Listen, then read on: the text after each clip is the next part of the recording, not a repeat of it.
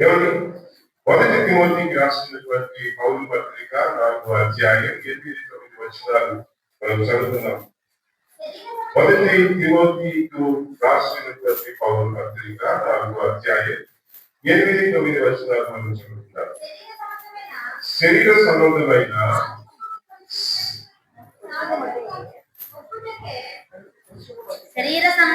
సాధకము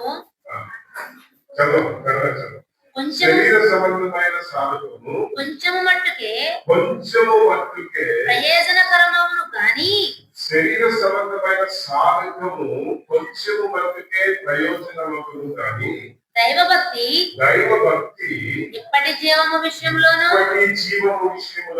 రాబోవు జీవము విషయంలోను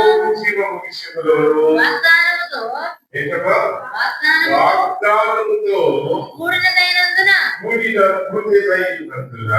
అది అన్ని విషయములలో ప్రయోజనకరమవును. ఈ వాక్యము నమ్మదగినదియు పూర్ణ అంగీకారమునకు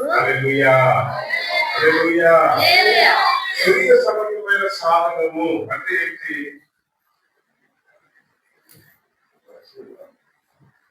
శరీర సంబంధమైన సాధనము అంటే ఏం చెప్పండి, ఆలోచించండి.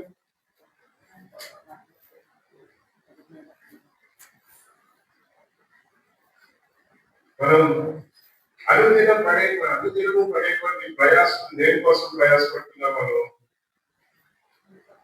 ప్రతిరోజు మనం ఉద్యోగానికి వెళ్తాం, వ్యాపారానికి వెళ్తాం, ఏమిటి పిల్లల్ని మనం స్కూల్కి పంపిస్తాం, అలాగే ఇల్లు చట్టు పెట్టుకుంటాం, అదే మన అవసరాలు సమకూర్చుకుంటాం. ఏమిటి ఎందుకు ఇవన్నీ కూడా ఎటువంటి సాధనం అంటారు? ఎటువంటి శరీర సంబంధమైన సాధనలు, లోకానుసారమైనటువంటి కారణముల నిమిత్తము, లోకానుసారముగా ఈ లోకంలో మనం బ్రతుకు నిమిత్తము చేసేటువంటి ప్రయత్నాలన్నీ కూడా ఏమంటారు? శరీర సంబంధమైన సాధనములు. సాధనములు అనే పదానికి అర్థం ఏంటి? ప్రయత్నాలు. హల్లెలూయా. కొంచెం మటుకు లాభమే అంటున్నాడు దేవుడు.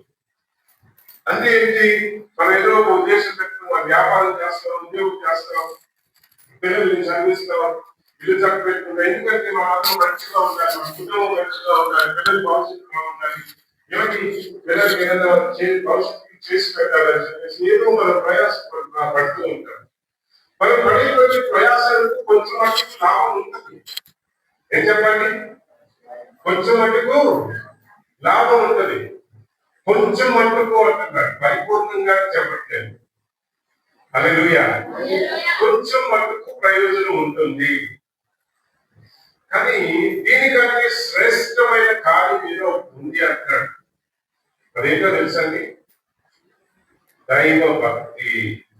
అంటే ఏంటి? మనం పడేటువంటి ప్రయత్నాలు మానేయాలని కాదు, మన ఉద్యోగం వ్యాపారం మానేయాలని, కుటుంబం చక్కబెట్టుకోవడం మానేయాలని కాదండి. మనం అనుదినము చేసేటువంటి ప్రయత్నాలకి తోడు ఏముండాలంటే దైవ భక్తి. ఏం చెప్పండి? ఏముండాలి? దైవ భక్తి. దేవునికి స్తోత్రం. దైవ భక్తి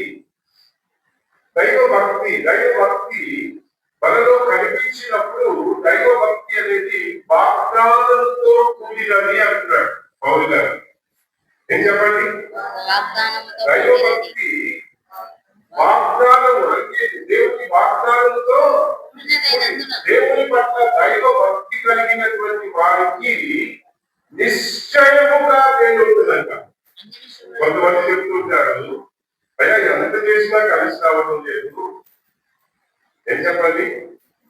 ఎన్ని కష్టాలు పడినా కలిసి రావడం లేదు, ఎదుగుదల లేదు, ఏ వ్యాపారం చేసినా కలిసి రావడం లేదు, ఎంత ఉద్యోగం చేసి సంపాదించిన కుటుంబంలో నెమ్మది లేదు, కుటుంబంలో సమాధానం లేదు అని చెప్పి కొంతమంది చెప్తూ ఉంటారు, ప్రార్థన చేసుకుంటానికి వస్తూ ఉంటారు.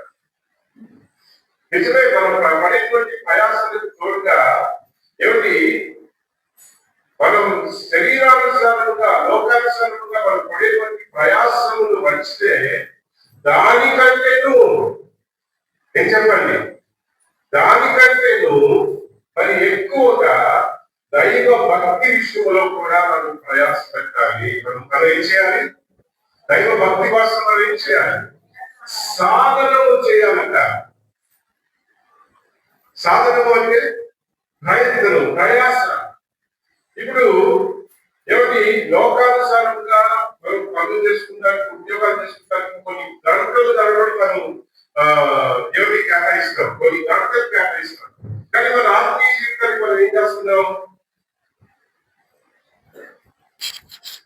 ఎంతసేపు మనం కేటాయిస్తున్నాం, ఎంతసేపు దేవుని వాక్యం చదువుతున్నాము, ఎంతసేపు మనం మరి ప్రభుని స్థుతిస్తున్నాం, ఎంతమంది ప్రార్థన, ఎంతసేపు మనం ప్రార్థన చేస్తున్నాం, ఎంతసేపు మనం ఆత్మలో ఎవరి ఎదుగుదల కోసం, ఎవరి పరిశుద్ధ ఆత్మని వరం కోసం ఆశపడుతూ, దేవుని నీతి కోసం ఆశపడుతూ, ఈరోజు మనం ఎవరి మీకు ఏం కావాలని మనం అడిగితే మనం పెద్ద పట్టిలో పెట్టుకుంటాం. ఏం చెప్పండి? ఇప్పుడు మార్కెట్కి వెళ్ళాలంటే సరుకులు కొనుక్కుని రావడానికి ఇంకా ఏం చేస్తాం? పట్టి రాసుకుంటాం. నెల సరుకులు పలాంటి మర్చిపోతాం అని చెప్పేసి పెద్ద పట్టి రాసుకుంటాం. అలాగే దేవుని మందిరానికి వచ్చినటువంటి వాళ్ళు మీకు ఏం కావాలని అడిగితే పెద్ద పట్టి అవుతుంది వాళ్ళ దగ్గర. అయ్యా పిల్లలు మా భవిష్యత్తు బాగుండాలయ్యా, పిల్లలు మంచి ఉద్యోగం కావాలయ్యా, మంచిగా వివాహం జరగాలయ్యా, మరి మంచి ఆరోగ్యం కావాలయ్యా, వ్యాధి పోవాలయ్యా, స్వస్థత కావాలయ్యా, వ్యాపారం ఖర్చు కావాలయ్యా, మంచి ఉద్యోగం దొరకాలయ్యా కదా. ఎన్నెన్నో కోరికలు లోకానుసారంగా దేవుని దగ్గరికి వస్తూ కూడా ఏమిటి ఈ లోకంలో మనం మంచిగా సంతోషంగా ఉండాలని మనం కోరుకునేటువంటి వారు. కానీ దేవుడు ఎదురు చూసేటువంటి భక్తి ఏపాటిది? నేను అప్పుడప్పుడు చూస్తూ ఉంటాను, అనేక స్థలాలకు వెళ్తుంటాను, వాటి పరిచయానికి చూస్తూ ఉంటాను. ఎక్కడైనా దేవుని నీతి, దేవుని పరిశుద్ధత నాకు కావాలయ్యా అని ఎవరిని అడుగుతారా? ఆత్మ అభిషేకం నాకు కావాలయ్యా అని ఎవరైనా అడుగుతారా? పరిశుద్ధతలో ఎదుగుదల కావాలయ్యా అని ఎవరైనా అడుగుతారా? దేవునికి ప్రియమైనటువంటి బిడ్డగా నేను మారాలయ్యా అని చెప్పి ఎవరైనా అడుగుతారా అని చెప్పి నేను ఎంతో ఎదురు చూస్తూ ఉంటాను. సాక్ష్యం చెప్పడానికి వస్తారు, ఎవరైనా రక్షణ సాక్ష్యం చెప్తారా అని ఎదురు చూస్తుంటారు. నేను ఫలానా పాపంలో ఉన్నప్పుడు యేసయ్య ఆ పాపం నుండి నన్ను విడిపించి నన్ను పరిశుద్ధిగా మార్చారండి. ఫలానా వ్యసనం ఉండేది, ఫలానా పాపకు అలవాటు ఉండేది, ఇప్పుడు యేసయ్యని నమ్ముకున్నాక యేసయ్య వాక్యం ద్వారా ప్రభు నన్ను శుద్ధి చేశాడు, ఆ అలవాట్లన్నీ నేను మానేశానయ్యా, యేసయ్య నన్ను పరిశుద్ధపరిచాడయ్యా, నా పాపాన్ని క్షమించాడయ్యా అని చెప్పి ఎవరైనా సాక్ష్యం చెప్తారా అని విధానాన్ని ఆశపడుతుంటారు. కానీ చెప్పే సాక్ష్యాలు కూడా ప్రభు నా కుటుంబాన్ని ఆశీర్వదించాడండి, వ్యాధి పోగొట్టాడండి, లేకపోతే ఉద్యోగం ఇచ్చాడండి, దేవునికి స్తోత్రాలు. మంచిదే, దేవుని ఆశ్రయించువాడు. 32వ కీర్తనలో దావీదు భక్తులు ఏమంటారో తెలుసా?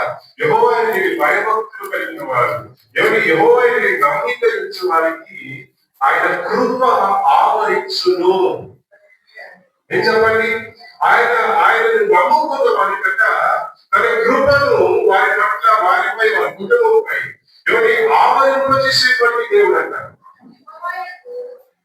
పదవచనం కదండి, యెహోవా యందు నమ్మికరించు వారిని కృప, హల్లెలూయా, యెహోవా యందు నమ్మికరించు వారికి కృప ఆవరించుచున్నది. ఇది వాగ్దానం. దేవునికి స్తోత్రం, హల్లెలూయా. కానీ ప్రభు ఏం చెప్పారో తెలుసండి? ప్రభు ఏం చెప్పారో తెలుసా? ఏమి తిందుమో, ఏమి గ్రహించుకుందామో, మత్తయి సువార్త 6వ అధ్యాయం 30వ వచనం నుండి తొందరగా స్టడీ సాగించేది. మత్తయి సువార్త 6వ అధ్యాయం 30వ వచనం నుండి చదివే కొంచెం మైక్లో చదవండి ఇంత చెప్పాను.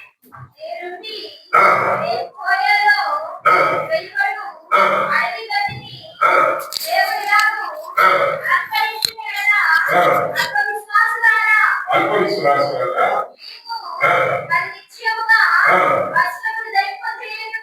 వస్త్రములను ధరింప చేయు కదా. కాబట్టి ఏమి తిందువో ఏమి తాగుదువో ఏమి ధరించుకుంటువో అని చింతించుకుని అన్యజనులు వీటి అన్నిటి విషయమై విచారించులు. అన్యజనులు అంటే ఎవరు? దేవుని ఎరగని వారు. ఇప్పుడు దేవుని తెలుసుకున్న వారికి దేవుని ఎరగని వారికి వ్యత్యాసం ఉంటుంది. దేవుని తెలుసుకున్న వారు దేవునికి దగ్గర అవ్వాలని కోరుకోవాలని దేవుడు ఎదురు చూస్తున్నాడు. ఆయన పరిశుద్ధత కోసం ఆశపడేటువంటి వారి కోసం దేవుడు ఎదురు చూస్తున్నాడు. ఆయన నీతి కోసం ఆశపడే వారు ఎవరైనా ఉంటారా అని దేవుడు ఎదురు చూస్తున్నాడు. ఆయన రాజ్యం గురించి చింతించే వారు ఎవరైనా ఉంటారా అని దేవుడు ఆశపడుతున్నాడు. ఇటువంటి భక్తి జీవితం ఎవరైనా కనుగొన్నారా అని దేవుడు ఆశపడుతున్నాడు. ఇవన్నీ మీకు కావాలని మీ పరలోకపు తండ్రి హల్లెలూయా హల్లెలూయా మీరు అడగాల్సిన పని లేదు. ఈ లోకంలో మీ అవసరాల గురించి మీరు చింతించాల్సిన పని లేదు. మీరు ఒకవేళ చింతించాల్సి వస్తూ ఉంటే దేని గురించి చింతించాలి? దేవుని రాజ్యం గురించి చింతించాలట. దేవుని నీతిని గురించి చింతించాలట. దేవుని పరిశుద్ధతను గురించి చింతించాలట. భక్తి జీవితం. హల్లెలూయా. కాబట్టి నా నీతిని నా రాజ్యాన్ని మొదటగా ఏ వెతుకుంటూ వస్తాం దేవుని సన్నిధికి? మన భక్తి విధానం మారాలి. ఎందుకయ్యా భక్తి అంటే అవసరాల కోసం. ఒకరోజు బాప్తిజం తీసుకోవడానికి ఒకరు వచ్చారు. నేను అడిగాను, అప్పుడు చెప్తుంటా బాప్తిజం తీసుకుంటా వచ్చారంటే నాకు ఎందుకమ్మా బాప్తిజం అనుకుంటాను. అయ్యా ఇన్ని సంవత్సరాల వయసు అయిపోయింది, నాకు పెళ్లి జరగాలి, సంబంధాలు కుదరట్లేదు. పెళ్లి జరగ ఎవరు చెప్పారు? బాప్తిజం తీసుకుంటే దేవుడు కార్యం చేస్తారు. పెళ్లి కోసం బాప్తిజం. నేనైతే ఇవ్వదమ్మా. నేను చెప్పండి, నేనైతే ఇవ్వను. అది కరెక్ట్ కాదమ్మా. దేవునికి స్తోత్రం. హల్లెలూయా. బాప్తిజం ఎందుకు? దేవుని మన పాపముల విషయమై పశ్చాత్తాపం కలిగి ఇంతకు ముందు లోకం కోసం బ్రతికిన నేను ఇక నుంచి దేవుని కోసం, దేవుని నీతి కోసం, దేవుని రాజ్యం కోసం నేను బ్రతుకుతాను. దేవునికి సాక్షిగా నేను బ్రతుకుతాను. హల్లెలూయా. మరి ఇప్పుడు దేవుని సన్నిధికి వస్తున్నటువంటి మనం ఎటువంటి మనస్తత్వం కలిగి దేవుని దగ్గరికి వస్తున్నాం? మనం దేవుని నీతి, దేవుని పరిశుద్ధతల గురించి ఆలోచించే వారు ఎవరైనా ఉన్నారా? యేసుక్రీస్తు ప్రభువారు ఎందుకయ్యా ఈ లోకంలోకి వచ్చారు? ఎవరికి తన ప్రజలను వారి పాపముల నుండి తానే రక్షించును కనుక ఆయనకు యేసు అనే పేరు పెట్టుదురు. యేసు జన్మించడానికి కారణం ఏంటయ్యా అంటే వారి పాపముల నుండి వారిని రక్షించడానికి వస్తున్నదే కదా. ఇప్పుడు పాపం నుండి బయటపడాలనే ఆలోచన ఎవరికి రావడం లేదు. ప్రియమైన దేవుడి పాపం నుండి విడుదల పొందాలి. దేవుడు ఎదురు చూసేటువంటి పరిశుద్ధ జీవితం, దేవుడు ఎదురు చూసేటువంటి దేవునికి అనుకూలమైన జీవితం, నేను కలుగుదలనే ఆశతో దేవుడిలో ఎదుగుదల కోసం భక్తి, దైవ భక్తి, దేవునికి అనుకూలమైనటువంటి భక్తి, విభజన భక్తి విధానంలో ఎదగాలనేటువంటి ఆలోచనతో దేవుని సన్నిధికి వచ్చే వారు ఎంతమంది ఉన్నారు ఈరోజు? చాలా దుఃఖకరమైనటువంటి విషయం. అది ప్రభుని నమ్ముకునే వారు చాలా మంది ఉన్నారు, కానీ దేవుని నీతిని, దేవుని రాజ్యాన్ని వెతికే వారు ఎంతమంది ఉన్నారు ఈరోజు? దేవుని నమ్ముకునే వారు గొప్పలు గొప్పలుగా వస్తున్నారు ఈరోజు. ఎక్కడ కోటాలు పెట్టినా చాలా మంది వస్తున్నారు, కానీ ఎంతమంది దేవుని నీతిని, దేవుని రాజ్యాన్ని వెతికే వారుగా ఉన్నారు?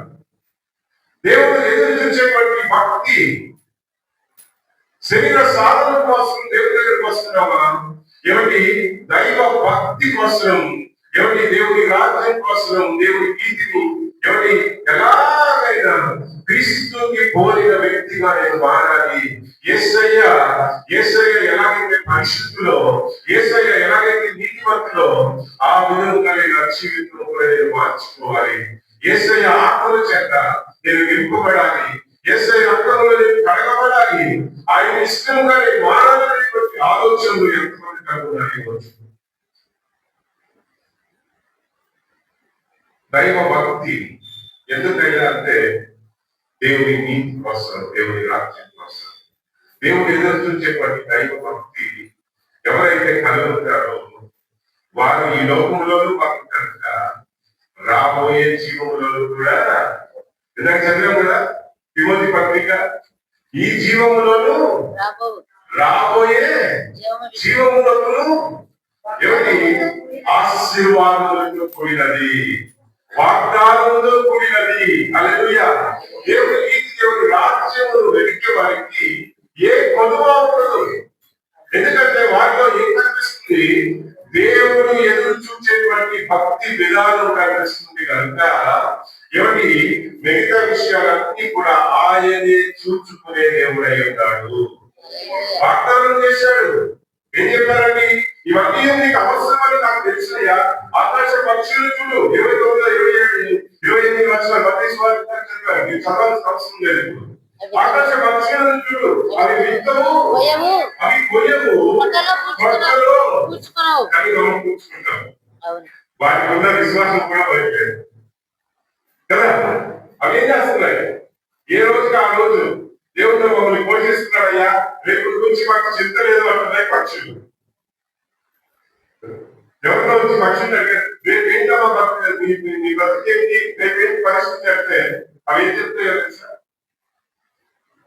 అయ్యా మేము వ్యవసాయం చేయాలి కదా. ఏం చెప్పండి? హల్లెలూయా. ఏం చేయట్లేదు, చక్కగా ఆకాశంలో ఎగిరినంతసేపు ఎంజాయ్ చేస్తాం, ఎగురుతూ ఉంటాం, తిరుగుతూ ఉంటాం. ఏ పూట కావాల్సింది ఎక్కడో దేవుడు మాకు ఏర్పాటు చేస్తున్నారు అంతే. అవి కనుక రేపు గురించి మేము కూర్చుకోవట్లేదయ్యా అంటే మనం ఏం చేస్తాం? కూర్చుకోండి వద్దని నేను చెప్పట్లేదు. జ్ఞాని మనం ఏం చేయాలి? చీమలు చూసి నేర్చుకోవాలి. వద్దని నేను చెప్పట్లేదు, కానీ వాటి కోసమే ప్రకటన దైవ భక్తి, లోకం కోసం బ్రతుకుతూ దైవ భక్తి విధానాలను మనం మర్చిపోతున్నామేమో, కోల్పోతున్నామేమో. మనల్ని మనం విమర్శన చేసుకోవాల్సిన వారమై ఉన్నాము. నేను చెప్పండి, లోకం కోసం బ్రతుకు, లోకంలో ఉన్న వాటి కోసం ప్రయాస పడుతూ దేవ ఆత్మీయ జీవితం కోసం విత్తవలసిన విధానాన్ని మనం మర్చిపోతున్నాము. మోసతో కూడి ఒకరు ఏమి విత్తులో ఆత్మీయ జీవితం కోసం మనం విత్తనం వేస్తే, ఆత్మీయ జీవితంలో ఎదుగుదల కోసం, దైవ భక్తి కోసం మనం విత్తనం వేస్తే దానికి తగిన ప్రతిఫలం కూడా మనం పొందుతాం. దైవ భక్తి కోసం విత్తితే ఈ లోకానికి కావాల్సిన ఆశీర్వాదం, ఎవరి రాబోయే ఎవరి జీవానికి కావాల్సిన ఆశీర్వాదం కూడా ఎవరిని మనం పొందుకుంటామని వాక్యం చెప్తూ ఉన్నది. దేవునికి స్తోత్రం. హల్లెలూయా, హల్లెలూయా.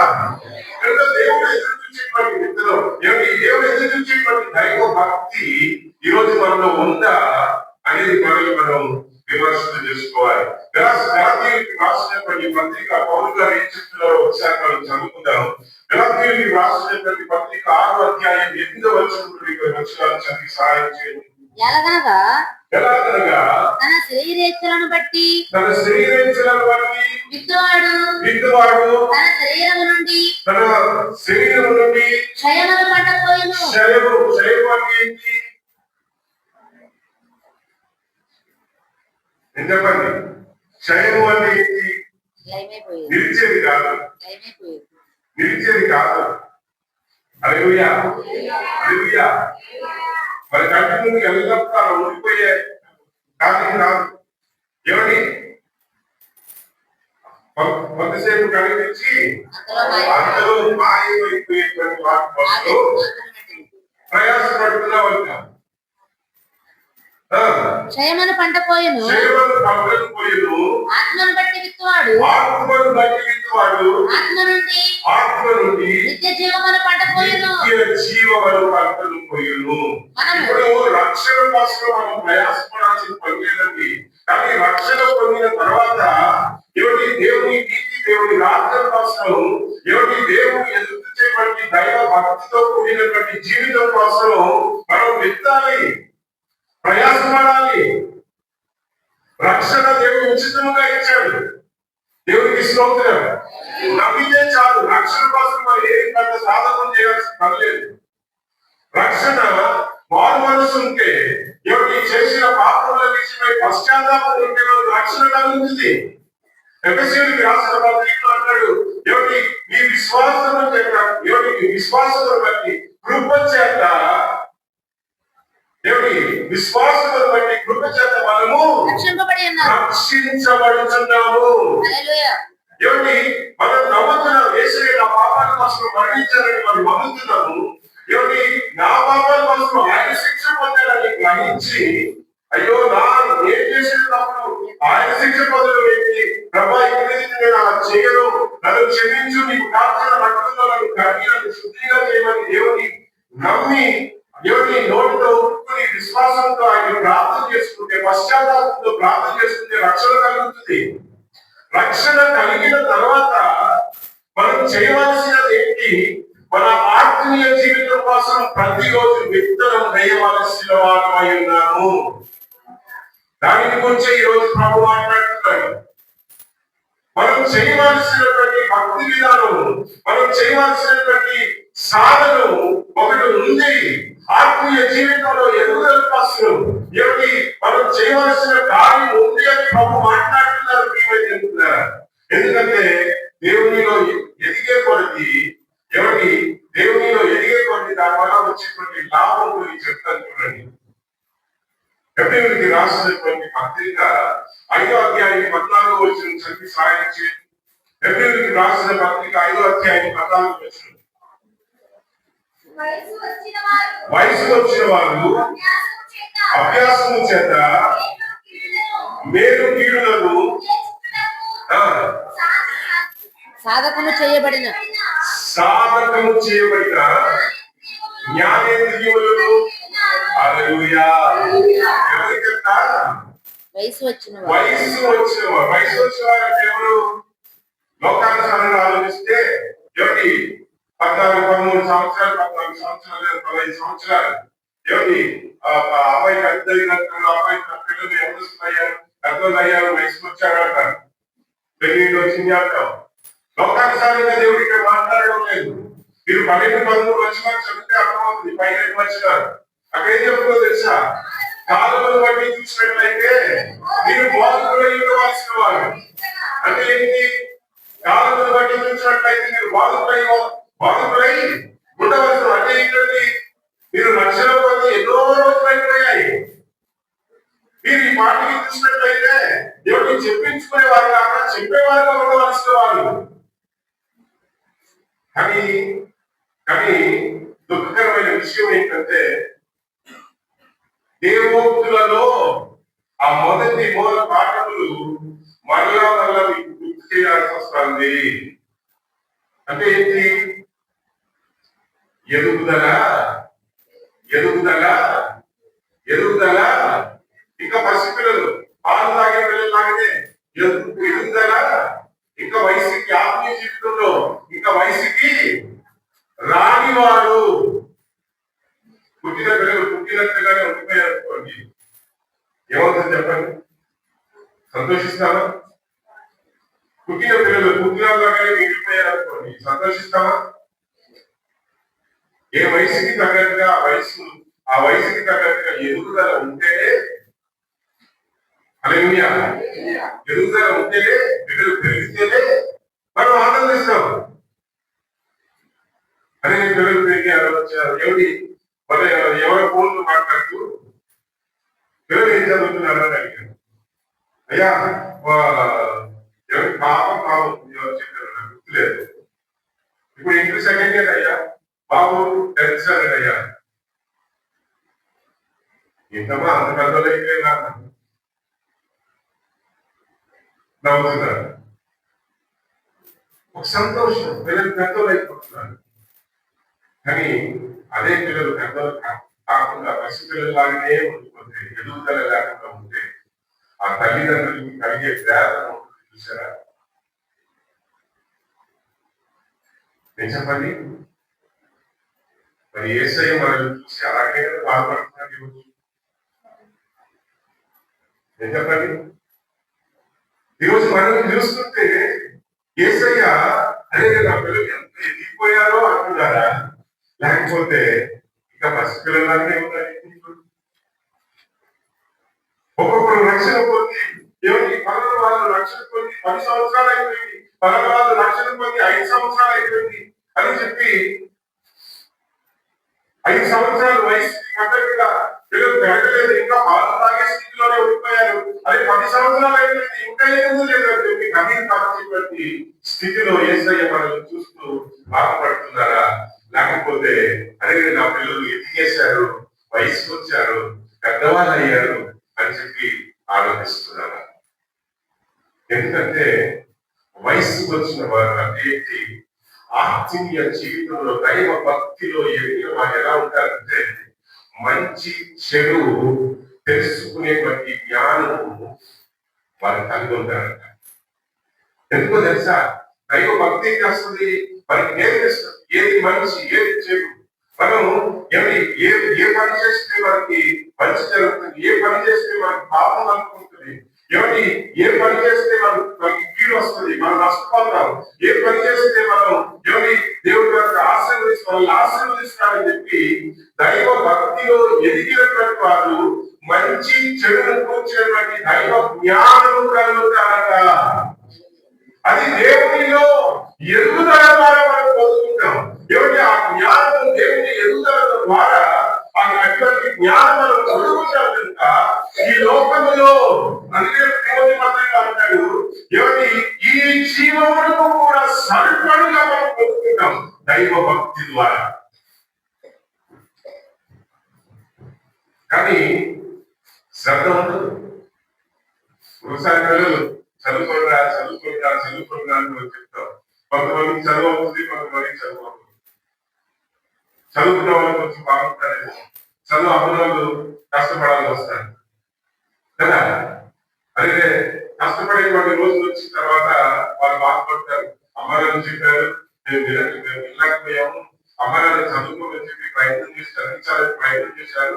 మరి వాళ్ళ మాట లేకుండా చెడు స్నేహాలు చేసి చెడు సహవాసం చేసి వాళ్ళ బ్రతుకుని వాళ్ళు పాటు చేసుకున్నాము, ఇప్పుడు కష్టపడాల్సి వస్తుంది అని చెప్పి ఆ స్థితి వచ్చినప్పుడు వాళ్ళు గ్రహిస్తారు.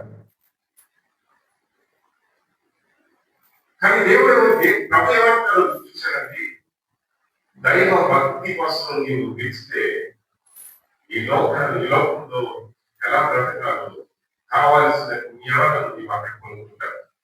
ఈ లోకానికే కాదండి, రాబోయే జీవితం అనగా పరలోక రాజ్యంలో శాశ్వత కాలం యేసయ్యతో కలిసి జీవించేటువంటి ఆ జీవితానికి కూడా ఆశీర్వాదం ఎవరి యేసయ్యతో కలిసి బ్రతికేటువంటి ఆ ఉన్నతమైన ఆశీర్వాదం మనకు కలిగజేస్తున్నారు. దేవునికి ప్రియముగా మనం ఎదుగుతామంట. ఇలాగా ఎదిగేటువంటి వారికి ఒకవేళ మరణం సంభవించిన మరణం ఏదో తెలుసండి. ఇప్పుడు ఈ చర్చలో రావాలనుకున్నారు, చర్చకి వచ్చినప్పుడు ఎలా వచ్చారు, ఈ చర్చకి గొప్పలేదనుకోండి, రాగలుగుతారా? బయట వాళ్ళు రాగలుగుతారా? ఆ ద్వారం ఏం చేస్తుంది? బయట ఉన్న వాళ్ళకి లోపలికి వచ్చే మార్గం చూపిస్తుంది. అలాగే మరణం అనేది దేవ భక్తిలో ఎదిగే వాళ్ళు ఒక ద్వారం వంటిది. ఆ ద్వారం ఏంటో తెలుసా? ఈ లోకం నుండి దేవుని రాజ్యంలోకి చేర్చేటువంటి ద్వారమే మరణం. కనుక మరణం గురించి చింతించరు. బాబులన్నాడు బ్రతికినట్లయితే క్రీస్తు కోసమే, నాకు లేదండి ఈ చావు ఏం చేస్తుంది. ఇప్పుడు యేసు లేని వాళ్ళు భయపడతారు, ఎందుకంటే వాళ్ళు నరకాలు పెడతారు. నేను బాగా చెప్తున్నాను, దైవ భక్తిలో బలహీనులైన వారు యేసయ్య దేవుని పరిశుద్ధత, యేసయ్య పరిశుద్ధత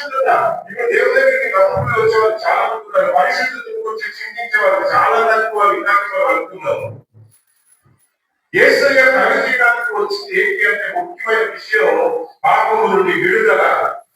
అది పొందుకోకుండా ఈ లోకంలో యేసు ద్వారా ఎన్ని ఆశీర్వాదాలు పొందుకున్నా ఈ లోకానికి ప్రయోజనం అవుతుందేమో కానీ రాబోయే జీవితానికి ఉపయోగపడదు, మళ్ళీ పరలోకానికి చేర్చదు. మా బంధువుల్లో ఒకరు ఉన్నారు, కొంతమంది ఉన్నారు. ఏం చేస్తారో తెలుసా, చిన్నప్పటి నుండి వారు కలవాలి. మా అమ్మమ్మ తాత ద్వారా మా అమ్మ వైపు ఏమిటి బంధువుల గురించి మాట్లాడుతున్నారు. మా అమ్మమ్మ తాత కూడా ప్రభుని నమ్ముకున్నారు. ప్రభుని నమ్ముకున్నాక ఏమిటి వారి పిల్లలు కూడా కొన్ని విషయాలు దశపాలు బాగా నేర్పించేశారు. అప్పుడు మా చిన్న మామయ్య వాళ్ళు ఒక అలవాటు మా చిన్నప్పటి నుండి చెప్పుకునేవారు సాక్ష్యం వారి గురించి. ఏం సాక్ష్యం అంటే పంట పండిందంటే నా చిన్నప్పుడు ఇంకా గుర్తుంది వాళ్ళకి 4 ఎకరాలు ఉంటుంది. ఈరోజు ఎన్ని ఎకరాలు ఉంది? 40 ఎకరాలు పైన సంపాదించేవాళ్ళు. చెరువులు, పొలాలు, స్థలాలు, వాటలు బాగా నాకు కూడా తెలియదు. కానీ మా మామయ్య ఏం చేసేవాళ్ళు చిన్నప్పుడు దశభాగం పంట పడితే దశభాగం, హల్లెలూయా, పంట పడితే దశభాగం, తర్వాత వాడి పశువులు ఎవరి ఏదో ఒక ఈవింగ్ అనుకోండి, ఆ మొట్టమొదటి పుట్టేటువంటి వ్యాధి పుట్టేటువంటి మొట్టమొదటి దూడ ఏం చేస్తారంటే ప్రథమంగా బంధువులకు అప్పచెప్పేస్తారు. ఒకవేళ దూడ వద్దంటే దాన్ని మార్కెట్ విలువ కట్టి ఆ డబ్బు తీసుకెళ్లి అది 5,000 ఎంతైనా సరే బంధువులు వేసేవారు. పాలు రసభాగం, పంటలు రసభాగం, సంపాదనలు రసభాగం. ఈ రోజు వరకు ఆ పిల్లలు ప్రాధాన్యం చేస్తారు. కానీ విషయం ఏంటో తెలుసా, వారు ఇచ్చేటువంటి రసభాగం వల్ల వారు జీవించబడుతున్నారేమో కానీ వారు అన్యులుగానే ప్రవర్తిస్తుంటారు. వారు చేసేటువంటి భక్తి ఎవరి అవసరాలు కొద్ది ఈ లోకానుసారంగా ఆశలు కొద్ది వారి భక్తి చేస్తున్నారు. కానీ మార్పు అనేది లేదు. అన్ని ఆచారంలోనే ఉంటారు, అన్ని విధాలుగా ఉంటారు.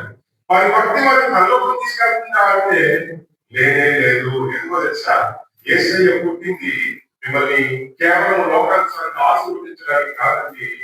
ఈ పాపముల నుండి, మన పాపముల నుండి, నా పాపముల నుండి మనలను విడిపించి మనలను ఆయనలాగా మార్చి ఆ తర్వాత మనల్ని ఆశీర్వదించాలని చెప్పి ఆయన కోరుకుని ఈ లోకానికి వచ్చాడు. కనుక ముఖ్యమైన ఉద్దేశం పాపాన్ని కనిపించడానికి కోసం. అది మన జీవితంలో జరగలేదనుకోండి, ఆ విడుదల అనేది మనం పొందుకోలేదనుకోండి, మిగతా లోకంలో ఎన్ని ఆశీర్వాదాలు పొందుకున్నారు ఎవరి ఈ లోకానికి మనకు వస్తేమో కానీ ఎవరి యేసయ్యతో జీవించేటువంటి జీవితం మనం పొందుకోలేదు. కొంతమంది అంటారు ఈ లోకంలో బాగుంటే సాగతి.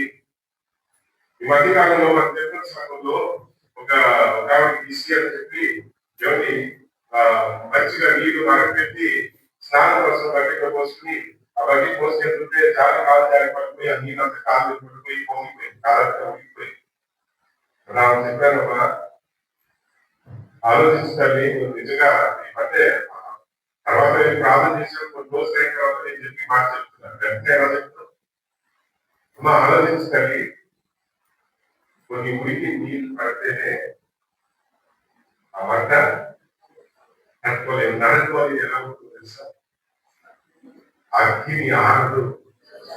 ఒకసారి కళ్ళు మూసుకుని ఊహించుకోండి, కళ్ళతో ఒక పురుగట్టేవారు పురుగట్టే పురుగు కాదు, మనమే పురుగులు అంటారు, ఎగిరే వాళ్ళే పురుగులు అంటారు. ఆ నరకానికి యేసయ్య లేకుండా మానవుని అనుభవం లేకుండా ఏమిటి ఈ లోకంలో మనం మంచిగా ఉండొచ్చేమో కానీ దయచేసి గమనించండి, ప్రతి ఒక్కరిలో ఈ రోజు పరిశుద్ధాత్మ దేవుడు సూటిగా మాట్లాడుతున్నాడు. యేసయ్య లేని జీవితం నరకానికి మార్గము. ఆ నరకం ఎలాంటిదంటే ఆ నరకం నుండి మనల్ని విడిపించడానికి కోసమే ఆయన రక్తం దాల్చడానికి, ఆ నరకం నుండి మనల్ని విడిపించడానికి కోసమే మన పాపం యొక్క శిక్షను ఆయన పొందుకున్నాడు. మన పాపం నుండి నుండి మనం విడిపించడానికి కోసమే ఈ లోకంలో మానవ ఎవరి మనుష్యునిగా జన్మించి ఎవరి మన కోసం మనల్ని వెతుకుంటూ ఈ లోకానికి వచ్చారు. ఆయన్ని నమ్మితే నిత్య జీవ మోక్షరాజ్యం, పరలోక రాజ్యం. ఒక చెప్పాను, ఒక కొంచెం నీళ్ళు పడితేనే ఏం చెప్పండి, అమ్మో నరకం అంటామా? వాక్యం చెప్తుంది అగ్ని ఆనందమా, చావదంట. ఈ లోకంలో ప్రతి 90 సంవత్సరాలు, 80 సంవత్సరాలు, 90 సంవత్సరాలు వయసు ఎక్కువ ఉంటే 120 సంవత్సరాలు. ఆ తర్వాత చావు మీద వస్తుంది. ప్రతి ఒక్కరికి మనిషిగా పుట్టిన ప్రతి ఒక్కరికి చావు అనేది సంభవిస్తుంది. ఈ లోకంలో చనిపోయిన తర్వాత మన ఆత్మ నరకానికి వెళ్ళాలి లేదా పరలోకానికి వెళ్ళాలి. పరలోకానికి వెళ్ళాలంటే యేసు మార్గం. యేసయ్య మన జీవితంలో లేకపోతే మన ఆత్మ నరకానికి ప్రయాణం చేస్తూ వెళ్తుందని అర్థం అనమాట. అక్కడ నరకంలో దేవుని వాక్యం చెప్తుంటే అగ్ని ఆత్మ పురుగు చావదు. అక్కడ నరకానికి వెళ్ళే వాళ్ళని పురుగుతో వచ్చి మాట్లాడుతుంది దేవుని వాక్యం. అక్కడ కాలుతూనే ఉంటారు కానీ చావకూడదు అంట. ఊహించుకోగలుగుతా? కొంతమంది ఈ లోకంలో ఈ మధ్య ఏమిటి ఆత్మహత్యలు ఎక్కువైపోయాయి కదా, నిజమేనా? ఆత్మహత్యలు ఈ కాలంలో పరిస్థితి ఏంటో తెలియదు కానీ ఆత్మహత్యలు చిన్న కష్టం వస్తే తట్టుకోలేకుండా ఆత్మహత్యలు చంపుకుంటున్నారు, ఆత్మహత్య చేసుకుంటున్నారు. ఎవరస్తులు కానీ పెద్దలు కానీ ఎవరైనా కావచ్చు ఆత్మహత్య చేసుకుంటానికి సిద్ధపడుతున్నారు. ఎవరి ఈ చిన్ని కష్టాలు భరించలేకపోతే నరకానికి అగ్గి ఆడదు, పొడుగు చావదు. ఆ పరిస్థితి,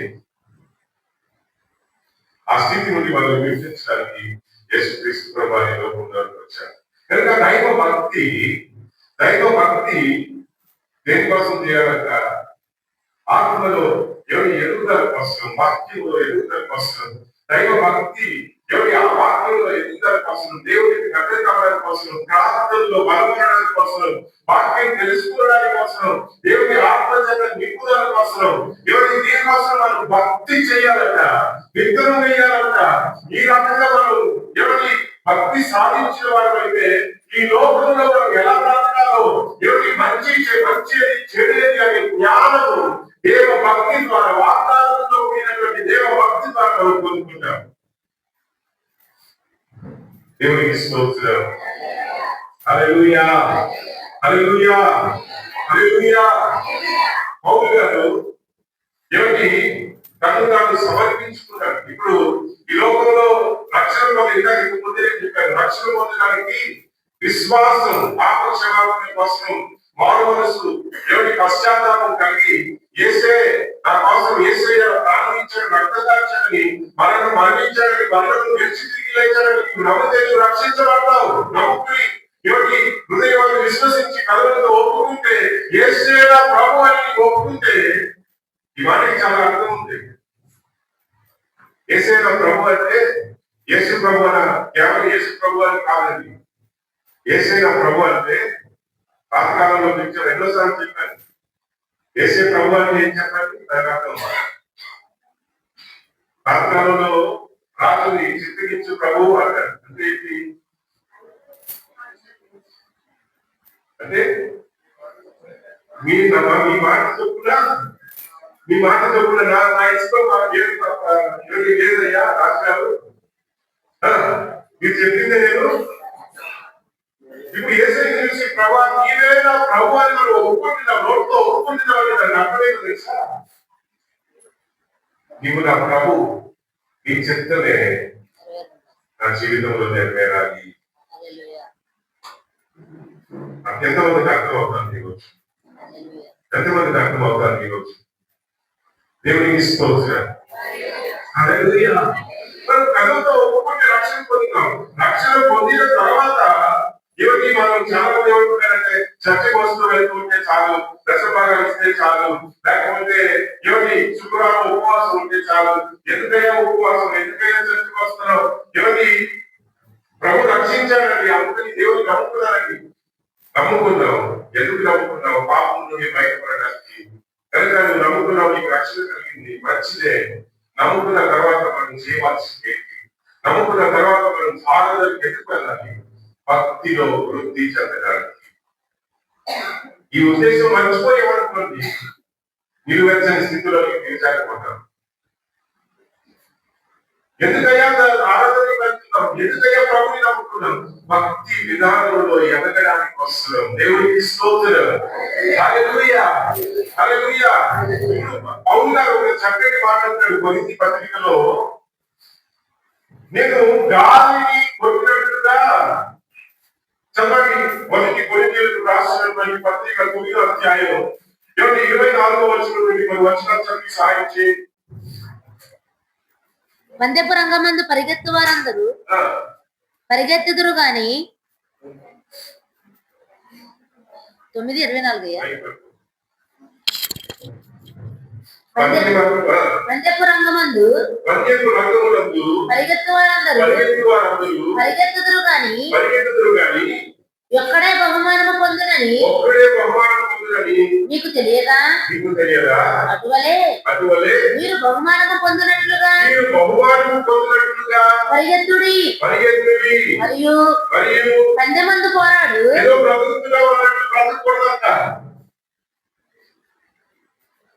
దేవునికి స్తోత్రం. ఈ పందెం పోటీల్లో ఈ స్కూల్లో చదివిన పిల్లలకి పందెం పోటీలు పెడతారు కదా. అలాగే స్టేట్ లెవెల్లో పెడతారు, అలాగే రాష్ట్రం లెవెల్లో పెడతారు, దేశం లెవెల్లో పెడతారు, అలాగే ప్రపంచ దేశాలు లెవెల్లో పోటీకి వెళ్ళే వాళ్ళు ఉంటారు. ఈ ప్రపంచ దేశాలు ఈ మధ్యలో క్రైస్తవ రంగులో ప్రాఖ్యాతి చెందినటువంటి ఒక వైరల్ ఇన్స్టాగ్రామ్ లో కానీ ఫేస్బుక్ లో కానీ ఎక్కువ వైరల్ అయినటువంటి ఒక క్రైస్తవురాలు ఎవరు అంటే చెలిమా రాడ్రిక్స్. చూసారా? ఎవరు చూసినా ఏ మెసేజ్ క్రైస్తవులు ఏమిటి ఫేస్బుక్ లో కానీ, లేకపోతే ఏమిటి ఇన్స్టాలో కానీ, లేకపోతే యూట్యూబ్ లో కానీ ఎక్కువ ఎవరి గురించి ఉంటుంది? మొన్న వరల్డ్ కప్ లో సెమీఫైనల్స్ గెలిపించినటువంటి చెలిమా రాడ్రిక్స్. ఆ అమ్మాయి చూడడానికి చాలా పొట్టిగా ఉంటుంది, చాలా చిన్నగా ఉంటుంది, సన్నగా ఉంటుంది. నేను అనుకుంటాను ఈ అమ్మాయి కొట్టి 6 ఎలా ఆడుతున్నాయో అని, ఎంత బాగా ఆడుతుందో. కానీ ఈ రోజు ఆ స్థాయికి ఎదిగిందంటే తన సాక్ష్యం నీకు చూడండి. దేవుని నమ్ముకున్న పెట్టే తన సాక్ష్యం నీకు అర్థమైనట్లయితే అవి ఏం చెప్తుందో తెలుసా? చిన్నతనం నుండి ఈ రోజు నేను పోటీ పడడానికి కోసం 5వ సంవత్సరం వయసు నుండి నేను ప్రతిరోజు ప్రాక్టీస్ చేయడానికి వెళ్ళేదాన్ని. ఏంటంటే ఇప్పుడు ఆ పాపకి 25 ఏళ్ళు, అంటే 20 సంవత్సరాలుగా ఈ వరల్డ్ కప్ గెలవడానికి కోసం ప్రతిరోజు ఏం చేస్తున్నారు? మిగతా పిల్లల్లాగా ఏమి తల్లిదండ్రులతో షికారులతో సినిమాలతో, లేకపోతే మిగతా పిల్లల్లాగా ఏమి ఇస్తామో తిరిగి ఏమి ఇస్తామో ఊళ్ళకి తిరిగి అక్కడ ఇక్కడ ఏమి సంతోష సెలవు వచ్చిందంటే పిక్నిక్లకో, లేకపోతే బంధువులు ఇంటికో అక్కడికి ఇక్కడికి తిరగడానికి ఎంజాయ్ చేయడానికి నాకు అవకాశం దొరకలేదు. ఎందుకంటే ఈ రోజు నేను ఏదైతే సాధించడానికి కోసం 20 సంవత్సరాలుగా ప్రతి రోజు ప్రాక్టీస్ కి వెళ్ళేదాన్ని అని చెప్తుంది. కేవలం ప్రాక్టీస్ గా తన ఇష్టమైన ఆహారాన్ని కూడా వదిలేసి ఏదైతే బలం ఇస్తుందో, ఏదైతే మంచిదో తాను మితం చేసుకుని సాధించిందట. మాట పడిపోయినటువంటి బలిపీఠమును కట్టుకోనండి అని. ఇక్కడ ఆరాధన జరుగుతుండగా ప్రభు నాకు అదే మాట తిరిగి చెప్పడం జరిగింది.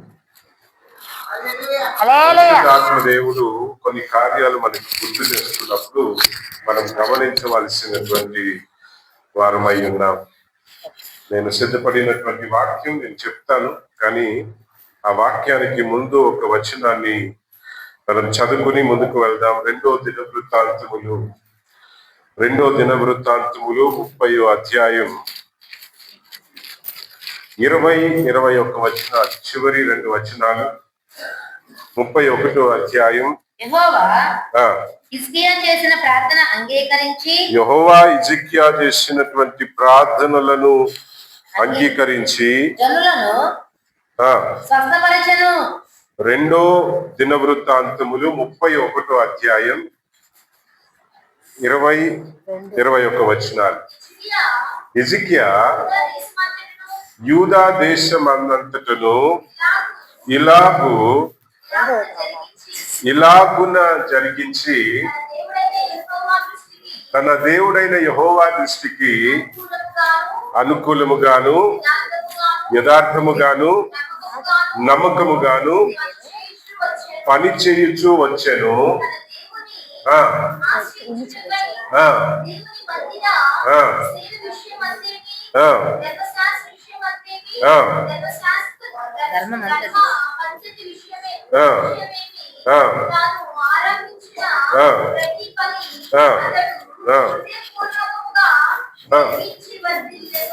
వర్ధిల్లెను. ఆ మాట వస్తుంది కదా ఇక్కడ. ఇలాగున చేశాను అనేటువంటి మాటకి 20వ వచనంలో ఇలాగు చేశాను. ఏం చేశాడు ఆయన? ఏం చేశాడు అని మనం తెలుసుకోవాలంటే 29 చదవాలి. 29వ అధ్యాయం, 30వ అధ్యాయం, 31వ అధ్యాయాలు, 3 అధ్యాయాలు చదివితేనే కానీ ఆయన ఏం చేశాడో మనకు అర్థం కాదు. హిజ్కియా రాజు కాకముందు యూదా ప్రాంతములకు, ఇశ్రాయేల్ దేశానికి, ఇశ్రాయేల్ ప్రజలకు యూదా ప్రాంతములో దక్షిణ తట్టు రాజ్యములో వారి నాన్నగారు రాజుగా ఉండేవారు. ఎవరి నాన్నగారు? హిజ్కియా రాజు యొక్క నాన్నగారు. ఆయన చాలా దుష్టుడు. దేవుని బలిపీఠమును పడగొట్టేసి అన్య దేవతల ఉన్నత స్థలాల్ని ఆ దేశం అంతటా స్థాపించి మరి దేవునికి వ్యతిరేకమైనటువంటి కార్యములు చేసినట్లు మనం చూస్తాం. ఇప్పుడు ఆయన చనిపోయాడు. చనిపోయిన తర్వాత కొడుకు రాజు అయ్యాడు. కానీ కొడుకు రాజు అయిన తర్వాత ఈ హిజ్కియా దేవుని భక్తి కలిగిన వ్యక్తి. ఆయన ఏం చేశాడో తెలుసా? పడిపోయిన బలిపీఠం కట్టాడంట. హల్లెలూయా. ఏం చేశాడు? పడగొట్టబడినటువంటి బలిపీఠములను తిరిగి కట్టాడంట. తర్వాత మందిరములో ఆగిపోయినటువంటి ఆరాధన క్రమాన్ని మరలా ప్రారంభించాడట. పస్కా పండుగను ఆచరించడం మొదలు పెట్టాడట. మందిరంలో ఏమేమైతే కొరతలు ఉన్నాయో అవన్నీ సరిచేసి ఆరాధన క్రమాన్ని మరలా ప్రారంభించాడట. అందుకనే ఇక్కడ వచనం ఏం చెప్తుంది? హిజ్కియా ఇలాగు చేశాను కనుక అతడు అతడు వర్ధిల్లెను. ఏం చెప్తుంది? 21వ వచనంలో వర్ధిల్లెను. ప్రియమైన దేవుని బిడ్డలారా, ప్రభు నాకు చెప్పినటువంటి సంగతి ఏంటంటే ఏమేమి ఆగిపోయాయో మరలా ప్రారంభించాలి. ఆన్లైన్ ప్రేయర్ కి సాధ్యమైనంత వరకు ప్రతి నెల నేను రావడం ప్రారంభిస్తాను. ఇక మీదట నెలలో ప్రతి చివరి శుక్రవారం ఇక మీదటి కానుకోలు మందిరంలో ఆన్లైన్ ప్రేయర్ ఉంటది. అర్థమవుతుందంటారా? చాలా మంది నన్ను బలవంతం చేశారు. మన స్వామి అయితే, అన్నయ్య నువ్వు నెలకు ఒకసారి రావాలి. స్వామి నేను నెలకు ఒకసారి రాలేను, వస్తే 3 నెలలకో 2 నెలలకో వస్తానులే కానీ అన్నా. కానీ ప్రభు ఇక్కడ మాట్లాడారు. ఇంతకు ముందు నేను ఎన్నోసార్లు హెచ్చరించాను ఆన్లైన్ ప్రేయర్ ఆపకూడదు అని. కానీ ఏ కారణం చేతనో మొత్తానికి మీరు ఆసక్తి చూపించలేదో లేకపోతే దైవజనులు మరి విడిచిపెట్టేశారో నాకు తెలియదు, కానీ ఆన్లైన్ ప్రేయర్ మరలా స్టార్ట్ చేయాలి. హల్లెలూయా. బలిపీఠము అంటే కేవలం మన హృదయాలనే కాదు, దేవుని మందిరములో జరిగినటువంటి కార్యములను కూడా మరలా పునరారోపించాలి. ఆన్లైన్ ప్రేయర్ కి నేను సాధ్యమైనంత వరకు ప్రతి నెల నేను వస్తాను. ఇక మీదట 3-4 మందిరం ప్రజలందరూ కూడా దయచేసి ముందు మనం చేసుకున్న ప్రకారం కానీ మనం కానుకోల్లోనే ఏం చేద్దాం? Online prayer. ఎందుకంటే కొంచెం సౌకర్యంగా ఉంటుంది కనుక, కొంచెం సౌకర్యంగా ఉంటుంది కనుక ఆన్లైన్ ప్రేయర్ మళ్ళా మనం స్టార్ట్ చేయబోతున్నాం. అంతేకాదు 3 మాసాలకు ఒకసారి ఉపవాస ప్రార్థనలు జరిగేవి నేను ఇక్కడ ఉన్నప్పుడు. గుర్తున్నాయా? 3 మాసాలకు ఒకసారి అన్ని మందిరాల్లో ఏం చేసేవాళ్ళు? ఉపవాస ప్రార్థన. ఆ ఉపవాస ప్రార్థనలు కూడా రేపు వచ్చే సంవత్సరం నుండి మనం ఏం చేయాలి ఏమండి?